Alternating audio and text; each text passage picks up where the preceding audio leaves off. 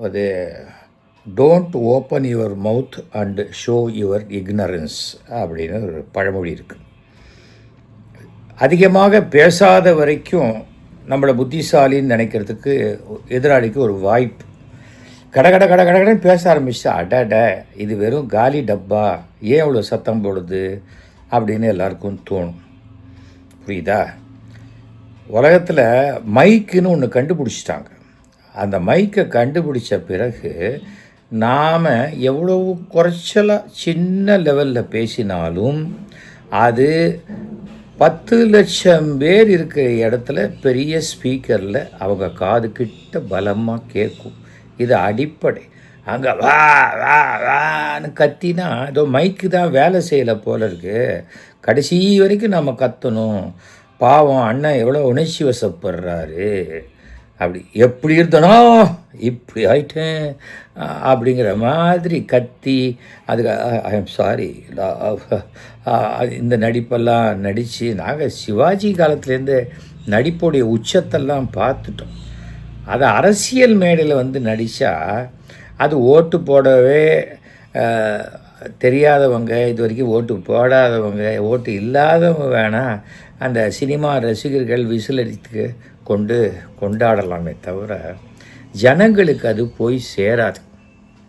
ஓகேயா? முதல்ல புரிஞ்சுக்கணும். எஸ்ஐஆர்லேயே கிட்டத்தட்ட 50 லட்சம் பேர் நீக்கப்பட்டு விட்டார்கள். அந்த 50 லட்சம் பேர் போச்சுன்னா அதுக்கு இப்போ இன்றைக்கி நான் பார்த்த கணக்கின்படி 5,57,00,000 பேர் இருக்காங்க. தமிழ்நாட்டில் ஜனத்தொகை வந்து கிட்டத்தட்ட 9 கோடி பேர் இருக்காங்க. எல்லார் வீட்லேயும் ஒரு விஜய்னா அந்த 4 கோடி பேர் வீட்டில் இருக்கிற விஜய்க்கு ஓட்டு கிடையாது. ஃபஸ்ட்டு அதை தெரிஞ்சுக்கணும்.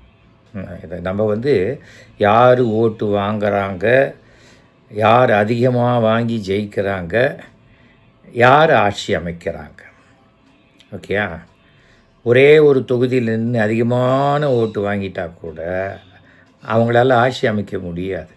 அந்த தொகுதி எம்எல்ஏவாக அந்த 234 சீட்டில் எந்த சீட்டு போட்டிருக்கோ அங்கே மட்டும் உட்காந்துட்டு தான் வரணுமே தவிர நேராக போய் சிஎம் சேர்லலாம் உட்கார முடியாது. பெருசாக இருக்கேன்ட்டு ஸ்பீக்கர் சபாநாயகர் சேர்லலாம் போய் உட்கார முடியாது. அது என்னன்னா, சினிமா என்பது ஜனங்களை பைத்தியமாக அடிக்குதுங்கிறது ஒன்று இருக்குது. அது சினிமாவே நிஜம்னு நம்புகிற சில நடிகர்களையும் அந்த மாதிரி மனக்குழப்பத்துக்கு உள்ளாக்கிறது.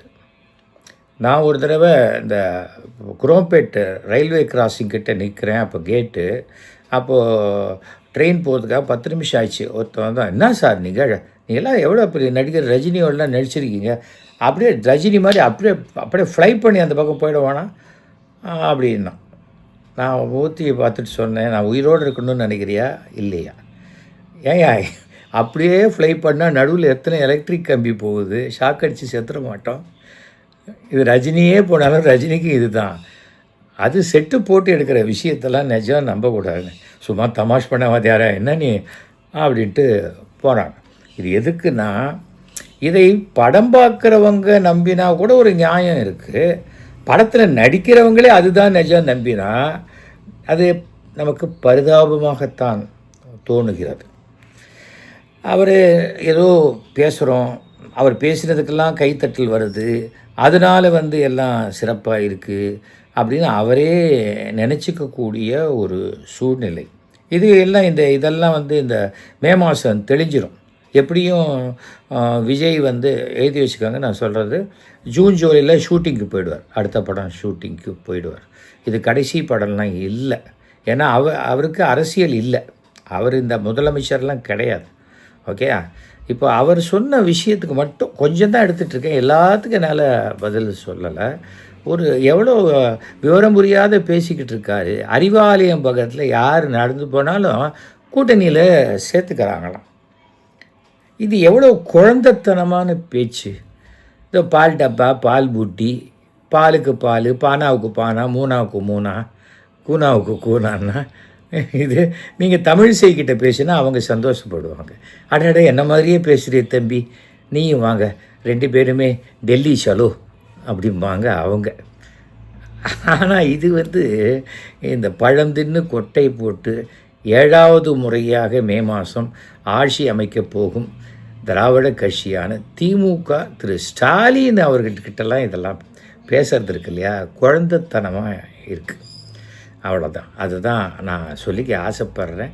யார் போனாலும் வா வா வா வா என்ன கூப்பிட்டு யார் உங்ககிட்ட வந்துட்டாங்க?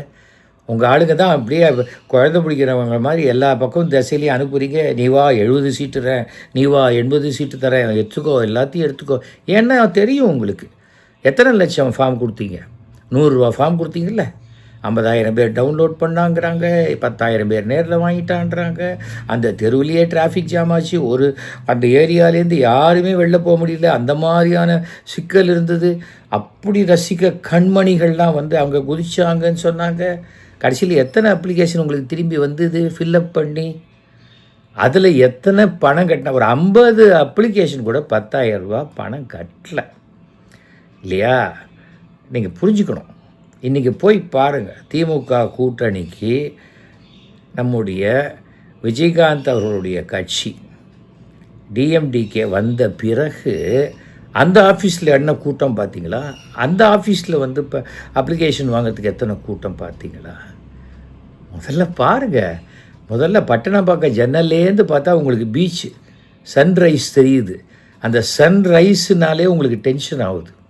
அது என்னன்னே புரியல. இந்த பக்கம் பார்க்கலாம், பார்த்தா என் வீடு தெரியும் உங்களுக்கு.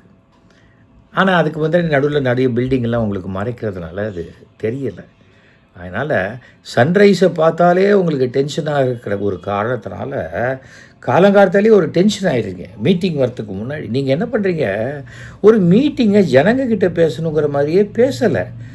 ஏதோ அங்கே 10 கேமரா வச்சுருக்கு, அப்படியே ஆக்ரோஷமாக நடிக்கணும், இதுக்கெல்லாம் கிளாப்ஸ் வரும், விசில் வரும், அப்படிங்கிற ஒரு நடிப்பாகவே இந்த மேடையை பயன்படுத்துகிறீங்க. இது உங்களுக்கு மிகப்பெரிய தோல்வியை தரும். பலன் 0 தான் உங்களுக்கு கிடைக்கும். விஜய், உங்களையே நான் வந்து முதலாக கனடா அழைச்சின்னு போனதுலேருந்து தெரியும் உங்களை. உங்கள் படம்லாம் நான் நடித்ததில்லை. அது நடிக்காமையே நான் ரொம்ப பிரபலமாக இருக்கேன். உங்களை வச்சு நான் படம் எடுத்ததில்லை. அதனால் இன்னி வரைக்கும் கடன் இல்லாமல் இருக்கேன். நல்லா தெரிஞ்சுக்கணும் நீங்கள். என்னுடைய அருமை நண்பர் ராமநாராயணன் பையன் வாழ்க்கையே சீரழிஞ்சு போனதுக்கு காரணம் உங்களை வச்சு எடுத்த மெர்சல் படம் தான். நீங்கள் யாரை வாழ வச்சுருக்கீங்க? தமிழ்நாட்டு மக்களை வாழ வைக்க போகிறேன்னு சொல்கிறீங்க. உங்களை நம்பி பணம் போட்ட எத்தனை ப்ரொடியூசரை நீங்கள் வாழ வச்சுருக்கீங்க சொல்லுங்கள். நீங்கள் வாழுகிறீங்க, சந்தோஷமாக இருக்கீங்க. உங்களுடைய பர்சனல் லைஃப் எதுவும் நான் பேச மாட்டேன். நீங்கள் எப்போ வெளியில் வீதிக்கு வந்து நான் அரசியல்வாதின்னு சொன்னீங்களோ அந்த அரசியலை மட்டும்தான் நான் உங்ககிட்ட பேசுகிறேன். என்டிஏங்கிறாங்க, டெல்லிங்கிறாங்க, அதெல்லாம் ஒன்றுமே கிடையாது. என்னுடைய ஒரே போட்டி டிவிகே டிஎம்கே. என்ன போட்டி? அது 3 எழுத்து, இது 3 எழுத்து, அதான் போட்டி. அவ்வளோதானே.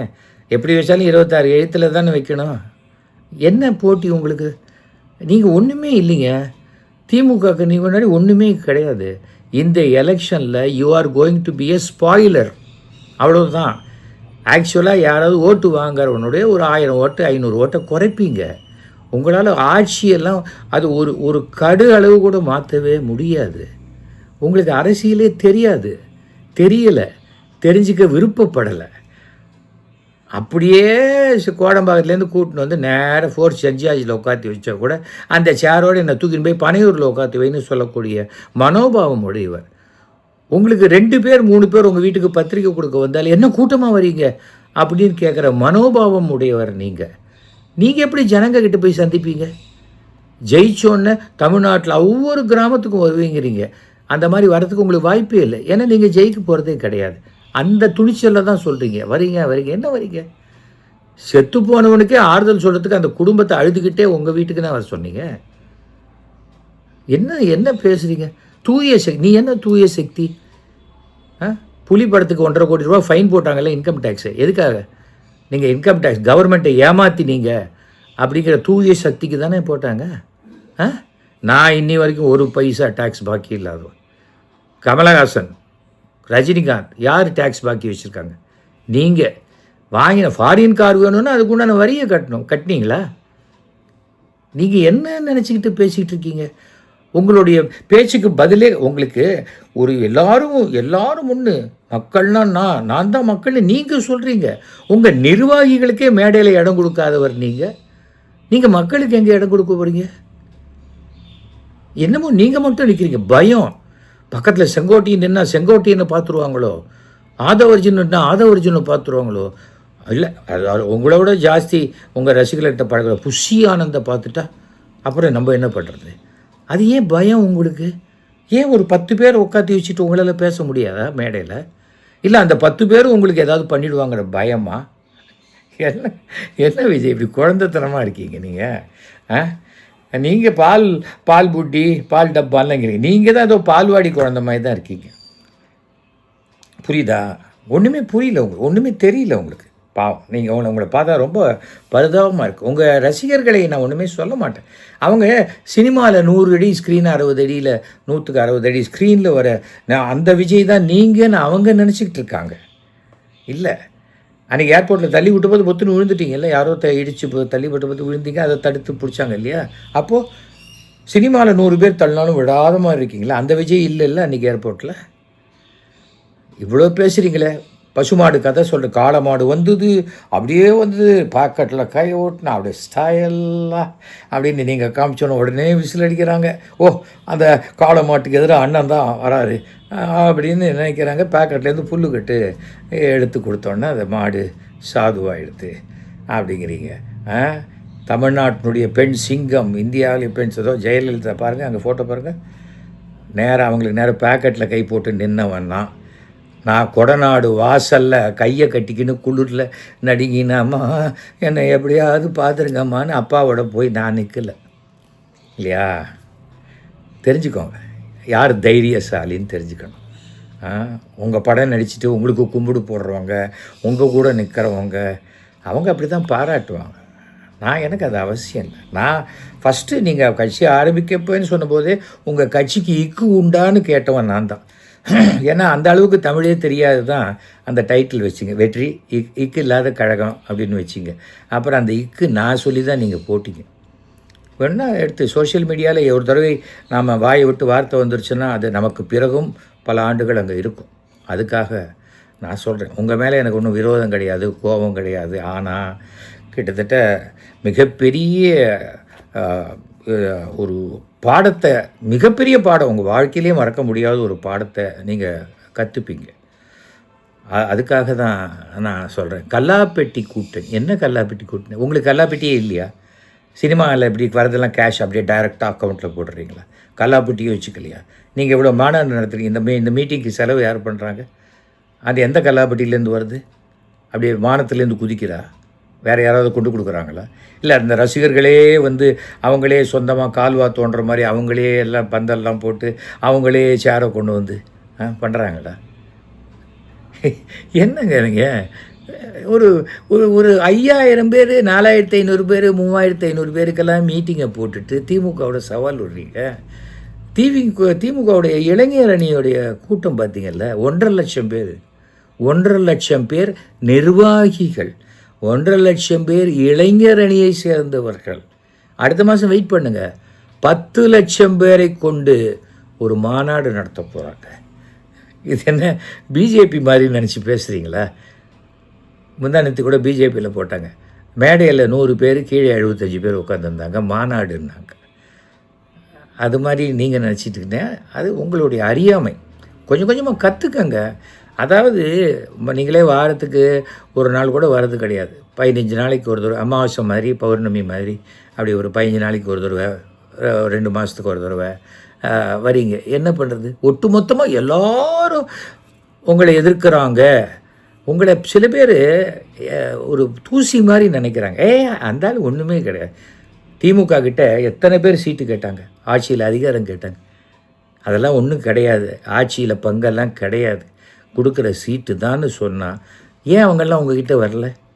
ஏன்னா சீட்டு கொஞ்சம் குறைச்சலாக இருந்தாலும் ஆட்சி அமைக்கக்கூடிய கட்சியில் இருந்தால் தான் நமக்கு 5 வருஷம் மரியாதைன்னு தெரிஞ்சவங்க அவங்க. புரியுதா? இது ராகுல் காந்தி உள்பட சில கட்சியில் இருப்பாங்க, அந்த கட்சியிலேயே அவனுக்கு மரியாதை இல்லாத போது இந்த கட்சியை எப்படி உடைக்கலாம், இங்கேருந்து எப்படி வெளில போனால் நமக்கு ஆதாயம் கிடைக்கும்னு சில கருங்காலிகள் நினைக்கலாம். ஆனால் அந்த கருங்காலிகள் பேச்செல்லாம் நீங்கள் சீரியஸாக நினச்சிக்கிட்டு எப்படிங்க சரியாக வரும்? நீங்கள் சொல்லுங்கள். ஒரு செங்கோட்டியன் வந்தது அவர் மனசுக்குள்ளேயே வாழ்நாளில் நாம் செஞ்ச மிகப்பெரிய தவறு அப்படின்னு உணரக்கூடிய காலகட்டம் வரும். ஏன் ஓபிஎஸ் எடுத்துக்கங்க, தனிப்பட்ட நபராகத்தானே அவர் இருக்கார். அவர் பின்னாடியும் ஒரு கம்யூனிட்டி, மறவர் கம்யூனிட்டி அவருக்கு பின்னாடி எல்லாம் இருக்குது. ஏன் அவர் வரல? உங்களை ஏன் வரல? சசிகலா கூட உங்களோட வந்துடுவேன் அப்படிங்கிறாங்களே வழியா வரமாட்டாங்க. எப்படி வருவாங்க உங்களை நம்பி? இன்றைக்கி ஒரு நாள் ஷால் போத்துவீங்க, அப்புறம் உங்களை பார்க்கவே முடியாத.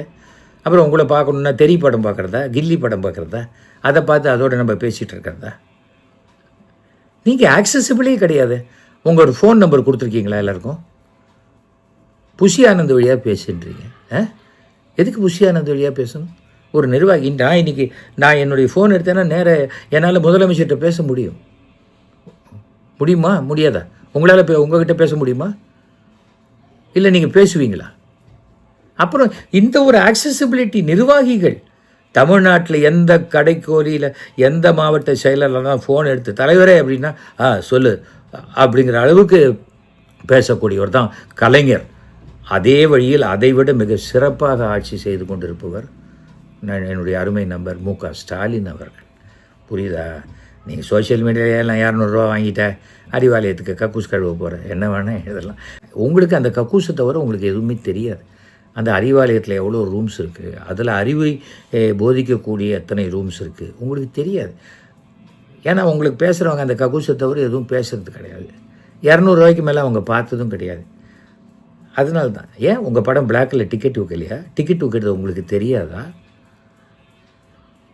அதெல்லாம் என்ன தூய சக்தியில் வந்துருமா? ஏன்னா அந்த புக்கு நீங்களே போட்டுக்கிறீங்க. தூய சக்தின்னா இது விஜய் சம்மந்தப்பட்ட எல்லாமே தூய சக்தி, அவ்வளோதான். அதை நீங்களே போட்டுக்கிட்டு நீங்களே பெருமைப்பட்டு நீங்களே பேசி உங்களுடைய விசிலடித்தான் குஞ்சுகள் மட்டும் கை தட்டிக்கிட்டு விசிலடிச்சிட்டு தான் அது உங்களுக்கு ஒன்றுமே பண்ணாது. உங்களை மிகப்பெரிய குழியில் தள்ளிடும். புரிஞ்சுக்கங்க, யதார்த்தத்தை புரிஞ்சிக்கல நீங்கள். ஆனால் எனக்கு தெரியாது, இங்கே ஆஹா ஓஹோன்னு பேசலாம், அப்புறம் வீட்டுக்குள்ளேயே 2 நாள் வெளியே வராமல் ஐயையோ தப்பு பண்ணிட்டோமே, நம்ம என்ன பண்ணுறது, என்ன இப்படி கவுத்து விட்டாங்களே அப்படின்னு தனியாக கூட நீங்கள் புலம்பலாம். நீங்கள் பார்த்துருப்பீங்க, நம்மளுடைய விவேக் அப்படி தான் வீராவேசமாக ஹாலில் பேசிட்டு பாத்ரூமில் போய் கண்ணாடியை பார்த்து ஒவ்வொன்று அழுதுகிட்டு இருப்பார். அந்த மாதிரி நீங்கள் பண்ணிகிட்டு இருந்தால் கூட ஆச்சரியமே கிடையாது. ஒட்டு மொத்தமாக என்ன காண்டு நான் சொல்லிக்கின்னு வந்துட்டியா இந்த மாதிரியா பேசிகிட்டு இருப்பீங்க. உங்களுக்கு ஒரு மேடை நாகரிகமே பெருசாக வரலையே. ஏன் இல்லை நீங்கள் பேசுகிறதெல்லாம் அப்படியே அகராதியில் மாற்றி பெருசாக நினச்சிப்பாங்கன்னு நினைக்கிறீங்களா? எனக்கு அரசியல் தெரியலன்னா மக்களுக்கே அரசியல் தெரியல. ஏன் மக்களை இழுக்கிறீங்க? மக்கள் புத்திசாலிகள், மக்கள் மிக மிக புத்திசாலிகள்ங்கிறது உங்களுக்கு மே மாதம் புரியும். அப்போ தான் எல்லோரும் சொல்லுவாங்க, தம்பி புரிஞ்சிக்காத போயிட்டியப்பா அரசியலை, காசு கொடுத்து பார்க்குற சினிமா மண் நினச்சியா? உங்கள் படம் அத்தனை படமும் எத்தனை படம் நீங்கள் இது நடத்திருக்கீங்க, ஆடியோ லான்ச் நடத்திருக்கீங்க, அதுக்கு முன்னாடி ப்ரெஸ் மீட் நடத்திருக்கீங்க, உலகத்திலே இல்லாத படங்கிற மாதிரிலாம் சொல்லியிருக்கீங்களே. அதில் எத்தனை படம் ஓடிச்சு, எத்தனை படம் ஓடலை, எத்தனை படம் நஷ்டம் அந்த தயாரிப்பாளருக்கு? என்னமோ திமுக கொடுத்த வாக்குறுதி எதுவுமே நிறைவேற்ற மாதிரி கிட்டத்தட்ட 500க்கு மேலே கொடுத்துருக்காங்க.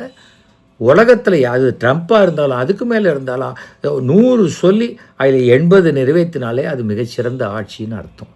அப்போ 500ல் கிட்டத்தட்ட 80-85% மேலே மக்களுடைய ஆதரவை பெற்று அதெல்லாத்தையும் நிரூபித்து காட்டிய ஒரு கட்சினா அது திமுகவும் திரு மு.க. ஸ்டாலின் அவர்களும். ஒன்றுமே தெரியாமல் நீங்களும் சின்ன ஒரு 3ஆம் தர மேடை பேச்சாளர் மாதிரி உட்காந்துக்கிட்டு உங்களை யாருமே எழுத்து கேட்க மாட்டாங்கன்னு ப்ரெஸ்ஸெல்லாம் நிற்குதுன்னா நிற்பாங்க. அவங்களுக்கு கண்டென்ட் வேணும். இப்போ நான் சொல்கிறது கூட தான் நாளையிலேருந்து எல்லா ப்ரெஸ்லேயும் வரும். இதுக்காக நான் 10,000 பேரை கூட்டி வச்சு பேசுகிறேன்னா எங்கள் வீட்டில் நான் மட்டும் என்னுடைய செல்ஃபோனில் பேசுகிறேன். உங்களுக்கு அரசியல் தெரியல, மக்களுக்கு அரசியல் தெரியும். அதை நீங்கள் தெரிஞ்சுப்பீங்க. இல்லை மக்கள் நம்புகிற விஜய் வேணுமா, மக்களை நம்புகிற ஸ்டாலின் சார் வேணுமா? நீங்கள் ஸ்டாலின் சார் அப்படின்ட்டா நீங்கள் நக்கலாக பேசுகிறீங்கன்னு நாங்கள் நினச்சிக்கணுமா? நீங்கள் ஸ்டாலின் சார் அப்படின்னு சொல்லணும். இதுவே நீங்கள் வந்து ஒரே ஒரு சீட்டு ஜெயிக்கலாம் நீங்கள் வந்து மொத்தமாக எனக்கு தெரிஞ்ச வரைக்கும். அந்த மாதிரி இருந்து நீங்கள் ஒரு வேளை சட்டசபைக்குள்ளே நீங்கள் மட்டும் வர வேண்டிய ஒரு துர்பாகிய நிலைமை உங்களுக்கு ஏற்பட்டால் எனக்கு தெரிஞ்சு ராஜினாமா பண்ணிடுவீங்க. அப்படி இல்லையே வந்தீங்கன்னா, மாண்புமிகு தமிழக முதலமைச்சர் அவர்களே அப்படின்னு தான் பேசணும். ஸ்டாலின் சார் அப்படின்னா உங்கள் பேச்சு அவை குறிப்பிலிருந்து நீக்கப்பட்டது அப்படின்னு சொல்லுவாங்க. இந்த காண்டு இதெல்லாம் அங்கே பேச முடியாது. புரியுதா? புரிஞ்சுக்கணும் சில விஷயங்கள், என்ன பேசணும் என்ன பேசக்கூடாது. உங்களுக்கு நிறையா விஷயம் புரியலை, அதுதான் எனக்கு பாவமாக இருக்குது. நீங்கள் தைரியமாக அறிவாலயத்துக்கிட்ட போங்களேன், உங்களை கூப்பிட்ருவாங்களே பார்த்தலாம். எதுக்கு அறிவாலயத்துக்கு போகிற மற்ற கட்சிக்காரங்களாம் சைக்கிள்லையே நடந்து வரவங்கன்னு நினச்சிங்களா? எல்லாருக்கிட்டையும் இனோவா கார் இருக்குது. இப்போ நீங்கள் புதுசாக சேர்த்திங்களே, வழக்கமாக இனோவா காருக்காக ஒருத்தர் வந்து பேசுவார். அவருக்கு நீங்கள் வேணால் வாங்கி கொடுக்கலாம். அது நீங்கள் வாங்கி கொடுக்குறீங்களா இல்லை உங்கள் பேரில் ஆதவ அர்ஜுன் வாங்கி கொடுக்குறாரா? யார் வாங்கி கொடுக்குறாங்கன்னு தெரியாது. புரிஞ்சுக்கணும். ஒரு சினிமா நடிகன்கிறவன் யார்? இன்னொரு தயாரிப்பாளர் கொடுக்குற பணத்தில் வாழக்கூடிய ஒரு நடிகன், அவ்வளோதானே. என்னை இத்தனை தயாரிப்பாளர்களை நான் வாழ வச்சேன்னு உங்களால் சொல்ல முடியுமா? நஷ்டப்பட்ட தயாரிப்பாளருக்கு பணத்தை ரஜினிகாந்த் மாதிரி நான் திருப்பி கொடுத்துருக்கேன்னு உங்களால் சொல்ல முடியுமா? நஷ்டப்பட்ட தயாரிப்பாளருக்கு நான் திருப்பி படம் பண்ணி கொடுத்து அவங்கள மறுபடியும் வாழ வச்சேன், ஜெய்சங்கர் வாழ வச்சார், அந்த மாதிரி உங்களை சொல்ல முடியுமா? சொல்ல முடியுமா? நீங்கள் சொல்லுங்கள். நீங்கள் முதல்ல உங்களுடைய ஒரு வெள்ளை பேப்பரை எடுத்துக்கிட்டு உங்ககிட்ட இருக்கிற ப்ளஸ்ஸு மைனஸை போட்டு பாருங்கள். ப்ளஸ்ஸு வந்து விஜய் அப்படிங்கிறத தவிர வேறு ஒன்றுமே கிடையாது. பேப்பர் முழுக்க மைனஸ் தான் வரும். அரசியலுக்கு நீங்கள் வெறும் 0, ஒன்றுமே கிடையாது. நீங்கள் புரிஞ்சுக்கங்க. புரிஞ்சிக்காத பேசிக்கிட்டே இருக்காதீங்க. உங்கள் வீட்டில் இருக்கிற ஒவ்வொரு வேட்பாளரும் விஜய் ஓட்டு போட்டுருவானா ஜனங்க? என் தொகுதிக்கு நீ வந்துட்டு பக்கத்து தொகுதி வழியாக போயிட்ட அப்படின்னா இந்த தொகுதியில் இருக்கிறவங்க ஓட்டு போட மாட்டாங்க. நல்லா தெரிஞ்சுக்கங்க. இப்போ எதுக்கு வராங்க? வேடிக்கை பார்க்க வராங்க. உங்களை நேரம் எப்படி இருக்காரு, என்ன பண்ணுறாரு, எப்படி நடிகிறாரு அப்படி பார்க்க வராங்க. அதை போய் நிஜம் நினச்சிக்கிறீங்க. அந்த டப்பாவில் அந்த பட்டன் அமுக்குவாங்கல்ல, நீங்கள் விஜய் நின்னா கூட உங்கள் பூத்துலேயே 10 விஜய் நிற்பாங்க. புரியுதா? எந்த விஜய்? அவன் விஜய்னு பார்த்துட்டு விஜய்க்கு அமுக்கிட்டு போயிட்டா என்ன பண்ணுவீங்க? ஐயோ அந்த விஜய் நான் இல்லைப்பா, அந்த விஜய் இல்லைண்ணா, இந்த வயசில் தான் நீங்கள் அந்த படத்தில் வந்தீங்கண்ணே அப்படிங்கிறதான் சொல்லுவாங்க.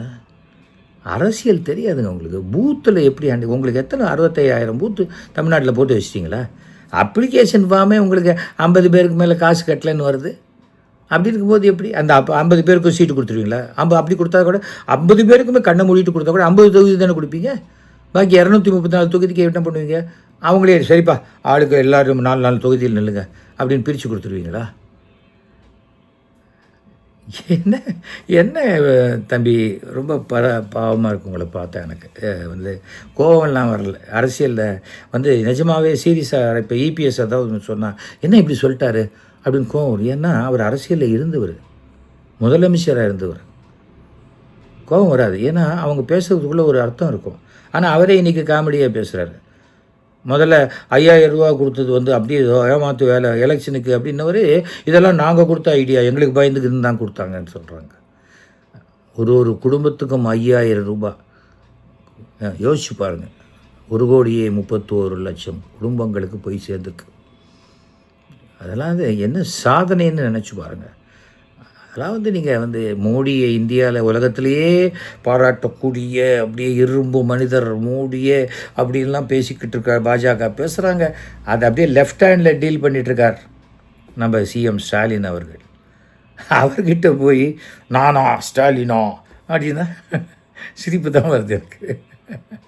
நீங்கள் ஸ்டாலினுக்கு ஈக்குவலாக வரணும்னு வச்சுக்கோங்களேன், ஒன்று பண்ணுங்கள். அவர் காலையில் வாக்கிங் வருவார். அந்த இடத்துக்கு நின்னீங்கன்னா, வாங்க விஜய் நல்லா இருக்கீங்களா, காஃபி சாப்பிட்றீங்களான்னு கேட்பார்.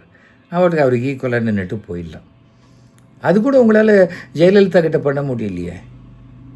கொடநாட்டில் குளிரில் உட்காந்து தானே வச்சாங்க. அதுவும் கேட்டுக்கிட்ட அந்த இது போட்டிருக்கோம், பேரிகேட் போடும் அந்த கிட்ட அங்கே. அப்புறம் அங்கேருந்து உள்ளே 2 கிலோமீட்டர் போகணும். புரிஞ்சுக்கங்க. ஃபஸ்ட்டு தெரிஞ்சுக்கணும். முதல்ல அன்பால் ஜெயிக்க பாருங்கள். உங்களுடைய அதிகாரமும் அப்படியே உங்களுடைய புகழும் எல்லாத்தையும் வாங்கி கொடுக்காது. ரஜினிகாந்த் பெறாத புகழா? ஏன் அரசியல் வேண்டான்னு வெளில வந்தார்? கமலஹாசன் உங்களை விட புகழா இல்லையா? அவர் எவ்வளோ தொகுதி ஜெயிச்சார்? ஒரு தொகுதி கூட ஜெயிக்கலை. விஜயகாந்தோடு உங்களை நடிக்க வச்சு உங்களை பாப்புலரைஸ் பண்ணவர் தான் உங்கள் அப்பா. அந்த விஜயகாந்த் 234 தொகுதியில் இருந்தபோது ஒரு தொகுதி தான் ஜெயிச்சார். 50 ஆண்டு காலத்துக்கு பிறகு ஒரு அதிசயம் நிகழும். என்ன அதிசயம் நிகழும்? எல்லாரும் பனையூரில் வந்து அவங்க வீட்டுக்குள்ளே ஓட்டை போட்டு போயிடுவாங்களா? என்ன அதிசயம்? ஒரு அதிசயமும் நடக்காது.